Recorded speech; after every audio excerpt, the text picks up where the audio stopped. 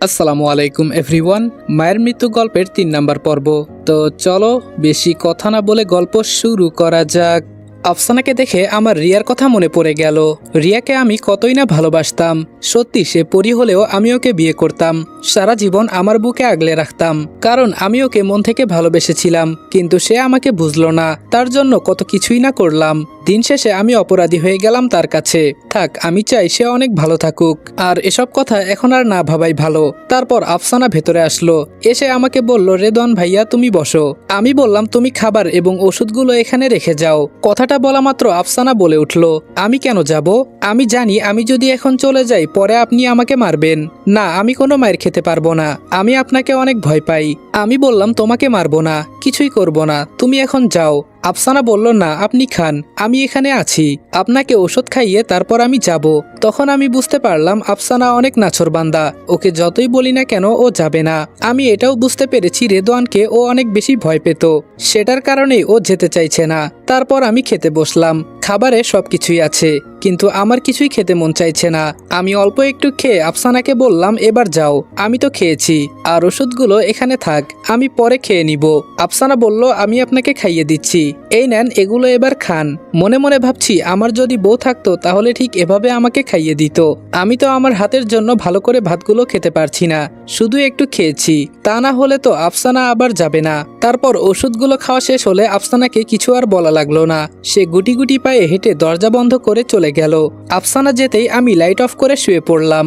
অপরদিকে আমার চাচাতো বোন মায়া আমার সৎ বাবাকে উদ্দেশ্য করে বলল, তোমার জন্য আমি আমার সবকিছু হারিয়েছি, তোমার সাথে আমি আর সম্পর্ক কন্টিনিউ করতে চাই না।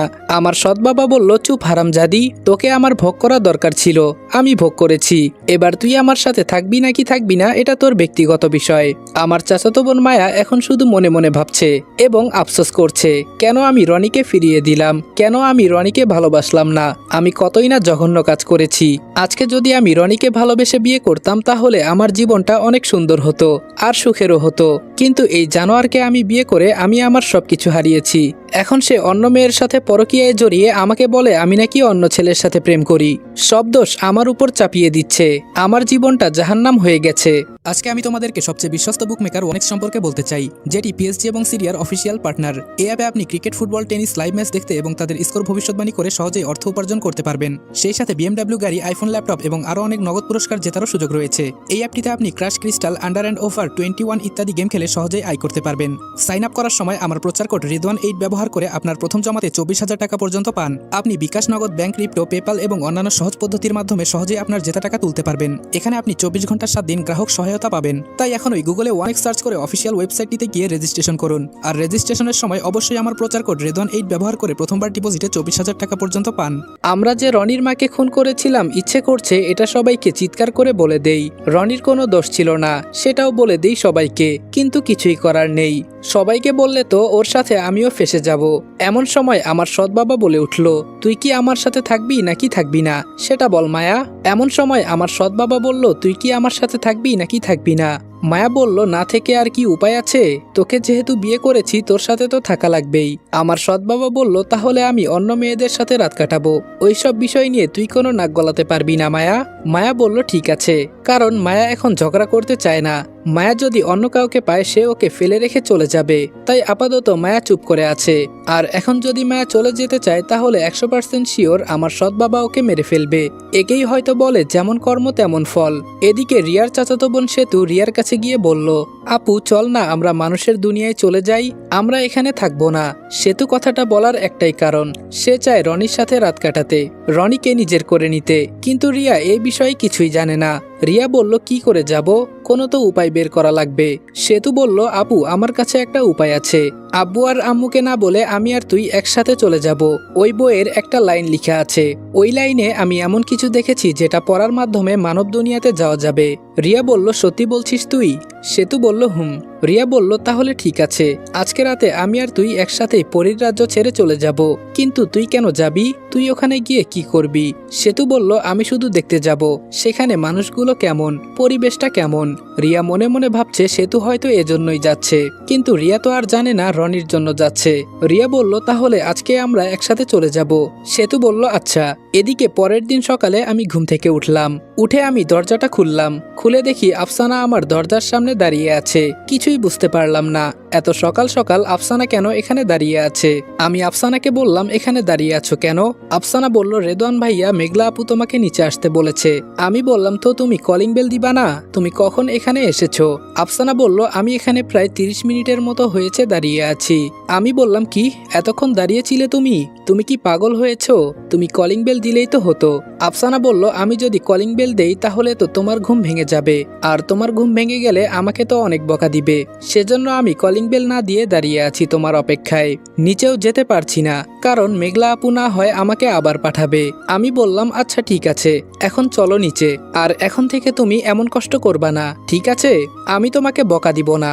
আফসানা বলল, আপনি বকা দিবেন না বললেও ঠিকই আপনি বকা দিবেন, আমি আপনাকে চিনি তো। আচ্ছা একটা কথা বলি, আপনি কি আমাকে বেশি ভালোবাসেন? আফসানার মুখে ভালোবাসার কথা শুনে আমি চুপ হয়ে গেলাম। কি বলবো কিছুই মাথায় আসছে না। এত সুন্দর পরীর মতো একটি মেয়ে, নাও করতে ইচ্ছে করে না, আবার হ্যাঁও বলতে পারবো না। কি যে করব কিছুই মাথায় ঢুকছে না। কথাগুলো ভাবতেই আফসানা আবার বলে উঠল, রেদওয়ান ভাইয়া বলো না, তুমি কি আমাকে ভালোবাসো? তুমি নাকি বলেছ আমাকে বিয়ে করবে। আমি কিছু বলতে যাব, ঠিক তখনই মেঘলা আপু আমাকে দেখে বলল, রেদওয়ান এদিকে আয়। আমি আর আফসানাকে কিছু না বলে মেঘলা ম্যাডামের কথা শুনে সোজা নিচে চলে গেলাম। আমি বললাম, হ্যাঁ আপু বলো। মেঘলা ম্যাডাম বলল, শুন রেদওয়ান, বাবা তোর সাথে কথা বলবে বলেছে। আমি মেঘলা ম্যাডামের কথা শুনে মনে মনে ভাবছি, আমি আঙ্কেলের সাথে কিভাবে কথা বলবো? আর আমি তো আঙ্কেল বলতে পারবো না, তাকে তো বাবা বলা লাগবে, কিন্তু কিভাবে? মেঘলা ম্যাডামকে বললাম, আচ্ছা ঠিক আছে আপু, আমি কথা বলবো। আমার কথা শুনে মেঘলা আপু অবাক হয়ে গেল। জানি না কেন অবাক হয়েছে। মেঘলা ম্যাডাম বলল, ভাই তুই সত্যি বাবার সাথে কথা বলবি? তুই তো বাবার সাথে কথাই বলতে চাস না, কিন্তু আজকে এক কথায় তুই রাজি হয়ে গেলি। সত্যি ভাই, তুই আগের থেকে অনেক বদলে গেছিস। মেঘলা ম্যাডামের কথা শুনে বুঝতে পারলাম রেদওয়ান হয়তোবা তার বাবার সাথে কথা বলতো না, হয়তো তাদের মধ্যে কোনো মান অভিমান হয়েছে। তবে এখন একটা কথা মনে মনে ভাবছি, যখন আমি ওনার সাথে কথা বলবো কিভাবে কি বলবো, আচ্ছা দেখা যাক কি হয়। তারপর সকালের নাস্তা সবাই একসাথে করে নিলাম। আম্মু আমাকে বলল, রেদওয়ান তোর বাবা তো এখন দেশের বাহিরে, তাই আমাদের অফিসের কাজগুলো তোকেই করা লাগবে। মেঘলা এতদিন অনেক কষ্ট করেছে, একদিকে ওর প্রফেশন, অন্যদিকে আবার ব্যবসাগুলো সামলানো, ওর জন্য অনেক কষ্টকর হয়ে উঠেছে সবকিছু। মেঘলা ম্যাডাম বলল, আম্মু একদম ঠিক কথা বলেছো, আমি মাত্রই কথাটা রেদওয়ানকে বলতাম, কিন্তু তার আগেই তুমি বলে দিয়েছো। আমি মনে মনে ভাবছি আমি কি থেকে কি করব। আমি যে এসবের কিছুই জানি না, আমি কিছুই বুঝি না। আপনাদের কিসের ব্যবসা সেটাও তো আমি জানি না। মেঘলা ম্যাডাম বলল, আজকে কিন্তু তুই অফিসে যাবি, আমি যেতে পারবো না, আমার কাজ আছে। আমি বললাম, কিন্তু আমি তো। তখন আম্মু বলে উঠল, কোনো কিন্তু না, তোকেই যাওয়া লাগবে। যেহেতু তোর বাবা এখন নেই, সেহেতু ব্যবসাটা এখন তোকেই দেখতে হবে। আমাদের এত বড় বিজনেস কে দেখবে তুই না দেখলে? আমি বললাম, আচ্ছা ঠিক আছে যাব। আমি তো যাব বলে দিলাম, কিন্তু কোথায় যাব, কি বা করব, কিছুই তো আমি জানি না। তখনই মাথায় একটা বুদ্ধি আসলো। আমি বললাম, তাহলে আমার সাথে আজকে আফসানাকেও যেতে হবে। তারা তো কথাটা শুনে একটু ভয় পেয়ে গেল। এমনিতেও রেদওয়ানকে ভয় পায়, রেদওয়ান যদি কিছু বলে সেটা যদি না করে তাহলে তো আফসানাকে বকা দিবে। আম্মু বলল, ঠিক আছে, আফসানা তো বসেই আছে, আর এমনিতেও আফসানা তো তোর সাথেই যাবে। একদিন তো আফসানা আর তোকেই সবকিছু দেখতে হবে। উনাদের এসব কথা শুনে আমি তো অবাক হই বরাবরের মতোই, কারণ আমার কাছে মনে হচ্ছে আমি যেন সবার সাথে অভিনয় করছি, কাউকে আমার মনের কথা বুঝাতে পারছি না। আমি রেদওয়ান না, আমি হচ্ছি রনি, এটা কাউকে আমি বুঝিয়ে উঠতে পারছি না। আপাতত রেদওয়ানকে খোঁজা পর্যন্ত আমাকে রেদওয়ান হয়ে থাকা লাগবে, এছাড়া আর কোনো উপায় নেই। তারপর আমি আফসানাকে বললাম, তুমি রেডি হয়ে নাও, আমি রুমে যাচ্ছি। আমি রেডি হয়ে দুইজন একসাথে বের হব। তারপর কথা অনুযায়ী রেডি হয়ে নিচে আসলাম। নিচে এসে দেখি গাড়ি দাঁড়িয়ে আছে। গাড়ির ড্রাইভার দরজাটা খুলে দিয়ে বলল, রেদওয়ান স্যার এখানে বসুন, আপনার অপেক্ষায় আমি দাঁড়িয়ে আছি। আঙ্কেল আমাকে কল করে বলে দিয়েছে আজকে থেকে আপনি অফিসে জয়েন করবেন। আমি বুঝতে পারছি মেঘলা ম্যাডামরা অনেক টাকার মালিক, আর ওনাদের স্ট্যাটাস অনেক হাই, কিন্তু এই গরিবের কপালে কি আর এসব আছে? আমার মতো অনাথ একটা ছেলে এত কিছুর আশা রাখে না, কিন্তু তাও কপালে থাকার কারণে আজকে এই স্থানে আসলাম। তবে স্থানটা আমার না, আমি শুধু এসেছি ওনাদের খেদমত করতে। রেদওয়ানকে ফিরে পাওয়া পর্যন্ত আমি ওনাদের সবার খেয়াল রাখবো, কারণ আমার পাশে যখন কেউ ছিল না তখন মেঘলা ম্যাডাম আমার পাশে দাঁড়িয়েছে। নিজের ভাই মনে করে হোক আর যেভাবেই হোক, আমাকে তো মুক্ত করেছে, আমার পাশে তিনি দাঁড়িয়েছে। এর থেকে বেশি কিছু আমি জানি না, জানতেও চাই না। তারপর গাড়িতে আমি আর আফসানা বসে পড়লাম। ড্রাইভার গাড়িটা ছেড়ে দিল। কিছু দূর যেতেই রাস্তার পাশে একটা ফুচকার দোকান দেখে আফসানা বলে উঠল, রেদওয়ান ভাইয়া, আমি কি তোমাকে একটা কথা বলতে পারি? কিন্তু আমার ভয় করছে। আমি বললাম, কিসের ভয়? তোমাকে না বলেছি আমাকে ভয় পাওয়া লাগবে না। আফসানা বলল, আমার ফুচকা খেতে খুব ইচ্ছে করছে, তুমি কি আমাকে ফুচকা খাওয়াবে? আমি বললাম ঠিক আছে। তারপর আমি ড্রাইভারকে ফুচকার দোকানের সামনে গাড়ি দাঁড় করাতে বললাম। ড্রাইভার বলল, স্যার অফিসে তো টাইম হয়ে যাচ্ছে। আমি বললাম, তোমাকে ওইসব নিয়ে চিন্তা করতে হবে না, তোমাকে যেটা বলেছি তুমি সেটা করো। আফসানা তো আমার এমন কর্মকাণ্ড দেখে মনে মনে অবাক। সে ভাবছে রেদওয়ান ভাইয়ের হঠাৎ কি হলো, আমার এক কথায় রাজি হয়ে গেছে, আবার আমাকে বকাও দিচ্ছে না, উল্টা আমার জন্য ড্রাইভারকে বকা দিচ্ছে। তারপর গাড়ি থেকে নামলাম। আমি আফসানাকে বললাম, তুমি ফুচকা কতটুকু খাবা? আফসানা বলল, আমার তো সবগুলো খেতে ইচ্ছে করছে, কিন্তু আপাতত 5 প্লেট খেতে পারলেই হবে। আমি অবাক হয়ে বললাম, তুমি এতগুলা খেতে পারবা? আফসানা বলল, হ্যাঁ, কেন পারবো না? আপনি জানেন না, মেয়ে মানুষের সবচেয়ে বেশি পছন্দ হচ্ছে ফুচকা। ফুচকা পেলে আর কিছুই লাগে না। আমি বললাম, আচ্ছা ঠিক আছে, তুমি যত ইচ্ছা তত খাও। তারপর আমি ফুচকাওয়ালা মামাকে বললাম, এই যে মামা, সুন্দর করে 2 প্লেট ফুচকা দিন। মামা তো আমার দিকে তাকিয়ে আছে আর বলছে, রেদওয়ান সাহেব, আপনি এতদিন পরে আসলেন, কতদিন আপনাকে দেখি না। আফসানা বলল, মামা, উনাকে আপনি চিনেন? ফুচকাওয়ালা মামা বলল, উনার জন্যই তো আজকে আমি এই দোকানটা দিতে পেরেছি। উনি যদি আমাকে সাহায্য না করতো তাহলে তো আমি এই দোকান দিতে পারতাম না। এদিকে আমি যে ফুচকার অর্ডার দিয়েছি, আমার তো মানিব্যাগে টাকাই নেই। যাক বাবা, বাঁচা গেল। রেদওয়ানের পরিচিত হওয়ার কারণে হয়তোবা টাকা দেওয়া লাগবে না। মনে মনে খুশি লাগছে। ফুচকাওয়ালা মামা বলল, আপনারা 2টা মিনিট বসেন, আমি সুন্দর করে আপনাদের জন্য ফুচকা বানিয়ে আনছি। একটু পরে 2 প্লেট ফুচকা এনে দিল। আফসানা তো খুব মজা করে খাচ্ছে, আর আমি একদৃষ্টিতে আফসানার দিকে তাকিয়ে আছি। মেয়েটি কত সুন্দর করে খাচ্ছে, কিন্তু পর্দা করায় কিছুই দেখা যাচ্ছে না। ওর লুকিয়ে লুকিয়ে খাওয়া আমার কাছে অনেকটাই ভালো লাগছে। কত সুন্দর করে লুকিয়ে লুকিয়ে খাচ্ছে, যেন কেউ ওর চেহারাটা না দেখে। তখনই আফসানা বলে উঠল, ভাইয়া তুমি খাবা না? আমি বললাম, না, আমি খাবো না, তুমি খাও। আফসানা বলল, একটা খাও না প্লিজ। ওর মিষ্টি মুখের কথা শুনে আমি ভাবলাম একটা খাবো, কিন্তু হাত দিয়ে ধরতে ইচ্ছে করছে না। আমি আফসানাকে বললাম, আমি হাত দিয়ে ধরতে পারবো না। আফসানা বলল, আচ্ছা তুমি হ্যাঁ করো, আমি তোমাকে খাইয়ে দিচ্ছি। আমি বললাম, তুমি আমাকে খাইয়ে দিবে আফসানা? আফসানা বলল, হ্যাঁ, খাইয়ে দিব, তুমি তো আমার ভাই। আফসানার মুখে ভাইয়া ডাকটা কেন জানি আমার একদমই পছন্দ হচ্ছে না। আফসানা বলল, কি এত ভাবছো? এত কিছু না ভেবে হা করো। তারপর আফসানা আমাকে খাইয়ে দিল আর বলল, কেমন লাগতেছে? আমি বললাম, অনেক মজা হয়েছে। আচ্ছা, এবার তাড়াতাড়ি করে খাও, আমাদের আবার অফিসে যাওয়া লাগবে। তারপর আফসানা খাওয়া শেষে আমি মামাকে বললাম, তোমাকে কত টাকা দিব? ফুচকাওয়ালা মামা বলল, কি যে বলেন সাহেব, আমি আপনার থেকে টাকা নিব? এটা আমি কখনোই পারবো না। আর আপনার থেকে টাকা নিব না এটা আপনি ভালো করেই জানেন। আপনি যদি আমাকে টাকা দেন আমি খুবই কষ্ট পাবো। মনে মনে আমি খুশি হলাম, কারণ আমার কাছে তো এমনিতেও টাকা নেই। তারপর ফুচকাওয়ালা মামাকে বিদায় দিলাম। মামা বলল, রেদওয়ান সাহেব আবার আসবেন। তারপর গাড়িতে উঠে সোজা অফিসের উদ্দেশ্যে রওনা হয়ে গেলাম। কত বিশাল বিশাল বিল্ডিং। আমাদের গাড়িটা একটা বিল্ডিং এর সামনে দাঁড়ালো। বিল্ডিংটা প্রায় 20 তলা হবে। ড্রাইভার বলল, স্যার এবার আপনি যান, আমি গাড়িটা রেখে আপনার জন্য অপেক্ষা করব।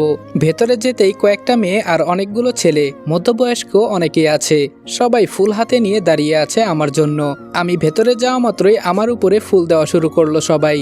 একজন এগিয়ে এসে আমাকে বলল, রেদওয়ান স্যার, আমি হচ্ছি রাকিব, আমি আপনার এই কোম্পানির ম্যানেজার।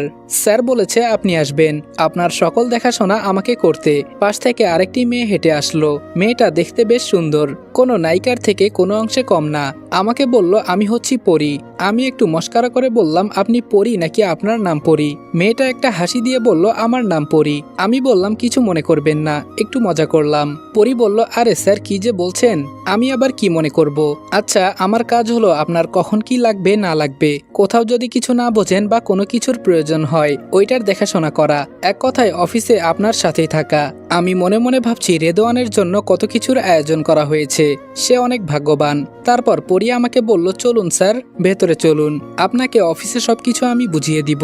পরি আমাকে জিজ্ঞেস করলো, স্যার আপনার পাশে কি আপনার স্ত্রী? আমি বললাম, আরে না, ও হচ্ছে আমার খালাতো বোন, ওকে আজকে দেখাতে নিয়ে এসেছি। আমিও প্রথম দিন এসেছি তো তাই ভাবলাম ওকে নিয়ে আসি। আফসানা তো মনে মনে রাগ করতেছে, কিন্তু কেনই বা রাগ হচ্ছে? সে তো রেদওয়ানকে ভালোবাসে না। আসলে রনির এত সুন্দর সুন্দর করে কথা বলা, ওর প্রতি কেয়ারিং হওয়া, এই বিষয়গুলো থেকে আফসানা রেদওয়ানকে একটু একটু ভালোবাসতে শুরু করে দিয়েছে। আফসানা মনে মনে ভাবছে রেদওয়ান হয়তো অনেকটা বদলে গেছে। তারপর সবাই মিলে ভেতরে গেলাম। আমাকে একটা রুম দেখিয়ে বলল, স্যার এটা আপনার রুম। তারপর সবার সাথে পরিচিত হয়ে আমি আমার রুমে চলে গেলাম। রুমে আফসানা আছে, সাথে পরিও আছে।